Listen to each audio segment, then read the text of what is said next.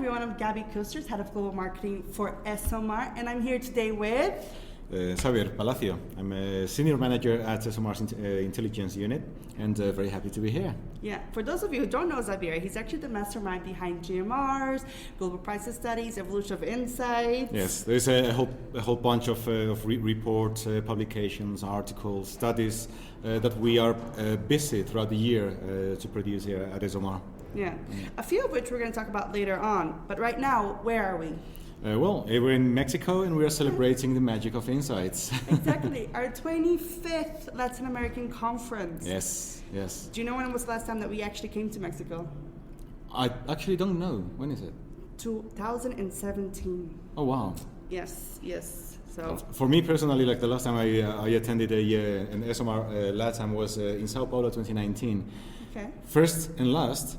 Because after that we were blessed with a 3-year-long pandemic that kept us from actually going anywhere, at least in the Americas exactly. and elsewhere. But now we're here. I'm very happy to. With a packed agenda. We have almost 40 speakers from more than 15 countries. We have more than 250 delegates from more than 25 countries and over 25 sessions.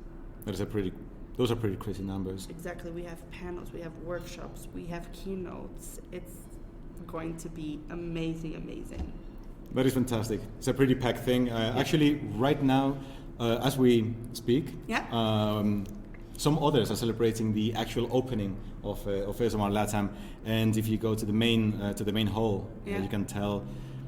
First of all, it's busy. It's pretty busy. It's the crowd is there, but you can also tell. You can also feel the vibe. You can feel the burst of people talking, people chatting, people happy to meet with each other after for years of hiatus.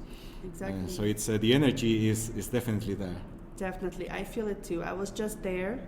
Which, by the way, I've taken a lot of pictures, I've done a lot of videos, which you can all see on our social channels, so be sure to follow our social channels. But I can sense it too. I feel the warmth of the Latin American community as well. Which is, I think, one of the things that actually it's famous for. Yeah. And it's one of the, it may sound funny to some, but it's one of the main selling points of the ESOMAR Latam, the actual human warmth that you can find in this event. Exactly. And although the actual conference hasn't started yet, but today has already been a very, very busy day, which you've been a huge part of it. Actually, I've been quite busy throughout today.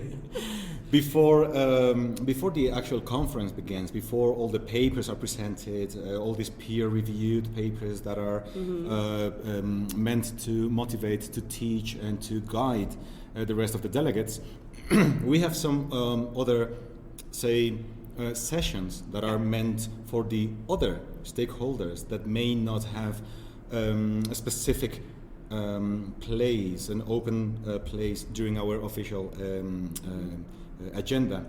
And some of those sessions were, for example, the meetings with our representatives.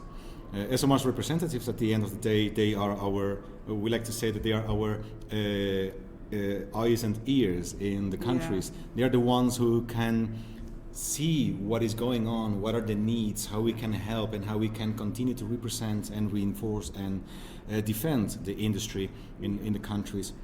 Likewise, local associations are the ones who are actually defending, also in front of the legislator, the industry for all for the countries.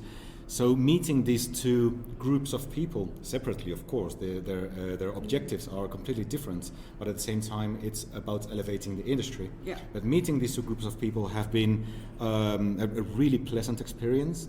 It's like meeting old friends, of course, and it's good to share and learn from other associations, from other groups of people who are sometimes feeling and experiencing the same problematic.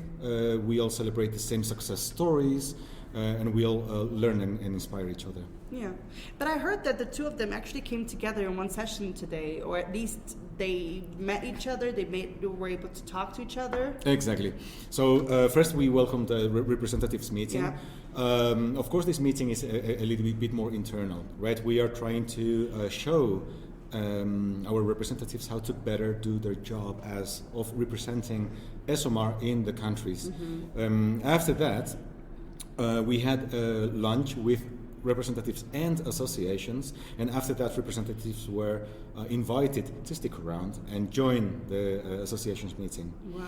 At the end of the day, it is good to create that dialogue and to bring the entire community together. And it is important to understand that reinforcement comes from collaboration. Agree. And I think that's very important to touch base on the word community, because that's really what ESOMAR is. ESOMAR is a community for the industry, and it's nice to see both sides of the coin. Yeah. But that's not all. We also learned a little bit about our end clients today. Absolutely. The sessions continued. Yeah.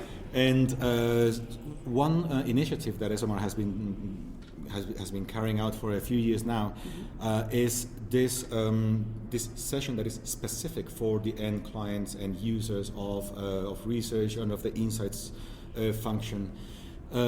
This session has been a success whenever it has happened and wherever it has happened, and clients are eager, literally eager, to share with each other the experiences and how they are dealing with agencies, dealing with the function, with the famous internalization of insights, with all these ideas and all this reality of a function that I believe is becoming a little bit trickier, a bit more difficult over time as well.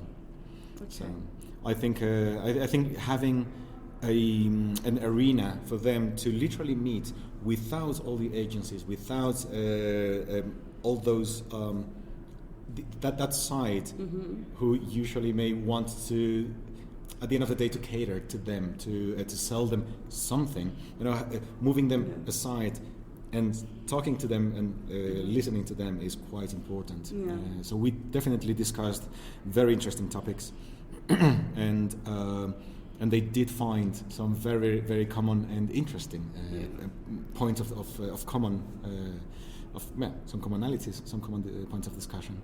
Now, I would love to talk about what was actually said during the meeting, but I understand that it's a very confidential space. It's a safe space for brands to talk to each other and share their grievances in the industry and actually ask questions. So I know we can't share much about it, but it's amazing that ESOMAR actually gets a moment to bring those guys together.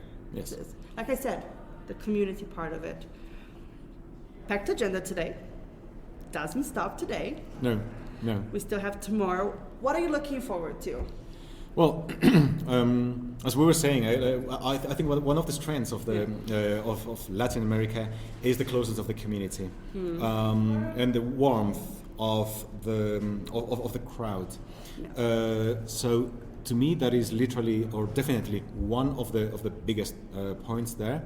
But at the same time, we have a very, very interesting agenda and very interesting sessions that are going to definitely inspire the crowd. Yeah. What I want to do is talk to those who have either spoken or who have listened and see how they have been moved by those words, to see how they perceive the industry, how it is moving, where it is going. It's those lessons are some things that I think to a biggest, or you mostly get them from speaking directly to people, face to face, and literally asking questions. Indeed. I also want to understand the impact that attending such conference has in their career or in their studies, because we don't only cater to the professionals, but we also are looking into those ones beginning their career in the research and insights industry.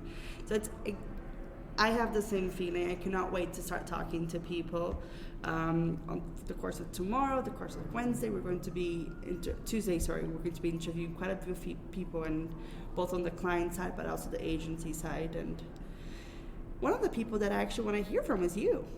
All right. Yes.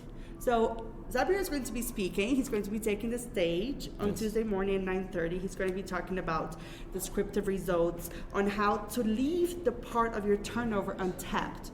Beautiful words. Explain to me what they mean. Exactly. Yes. So it is this idea that what clients need from research has shifted over time substantially. Right now, the level of certainty in the world in general has dropped. It is more difficult to see what the future brings. And what the future brings is getting closer and closer. So things are moving very, very fast. And eventually clients need to survive, right, this reality. If you, as an agency, limit your study to collection of data, some analysis of that data, and then just providing some basic descriptive results to your clients, packing that in a PowerPoint, sitting with the client for 30 minutes, and then just presenting that and letting your client move on, your client is not getting that much value from it, because your client is still not getting the tools to survive in this fast-paced and very uncertain world.